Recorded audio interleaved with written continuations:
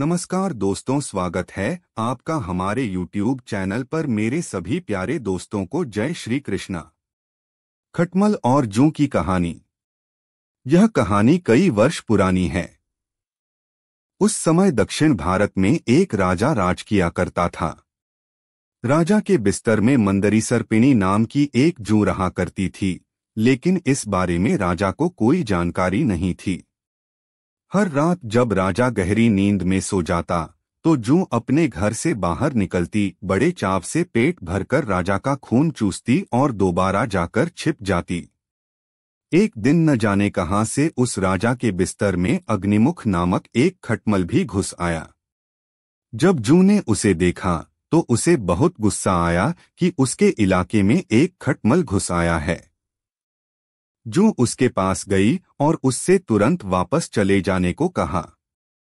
इस पर खटमल बोला, अरे जूं बहना, इस तरह का व्यवहार तो कोई अपने दुश्मन के साथ भी नहीं करता। मैं बहुत दूर से आया हूं और सिर्फ एक रात तुम्हारे घर रुककर आराम करना चाहता हूं। कृपया मुझे यहां रुकने दो। खटमल की बातें सुनकर जूं का दिल पिघल गया। उसने कहा, ठीक है, तुम यहाँ रुक सकते हो, लेकिन तुम्हारे कारण राजा को कोई परेशानी नहीं होनी चाहिए।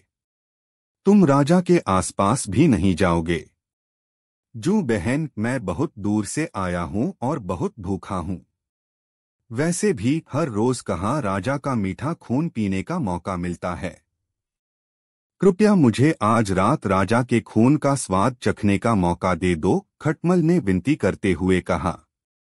जूं खटमल की बातों में आ गई और उसने उसे राजा का खून चूसने की इजाजत दे दी।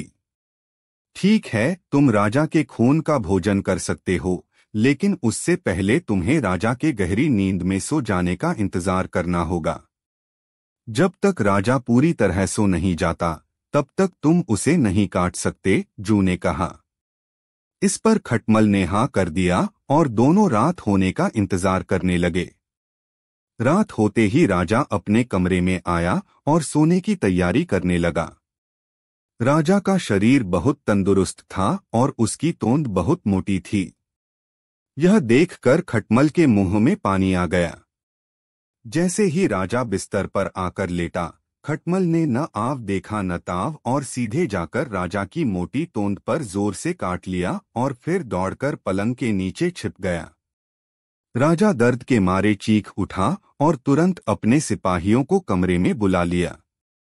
राजा ने सिपाहियों को आदेश दिया, सिपाहियों, इस बिस्तर में जरूर कोई खटमल या जूं है। उसे तुरंत ढूंढो और मार डालो। राजा के सिपाहियों ने बिस्तर पर ढूंढना शुरू किया तो उन्हें बिस्तर में छिपी जूं मिल गई। उन्होंने तुरंत उस जूं को मार डाला और खटमल बच निकला। इस प्रकार खटमल की गलती के कारण बेचारी जूं मारी गई। कहानी से सीख। दोस्तों, इस कहानी से हमें यह सीख मिलती है कि हमें आंखें बंद करके किसी अजनबी पर भरोसा नहीं करना चाहिए। आपसे मेरी प्रार्थना है कि मुझे मोटिवेट करने के लिए वीडियो को लाइक करें, शेयर करें, सब्सक्राइब जरूर करें दोस्तों, और कमेंट में जय श्री राम जरूर लिखें।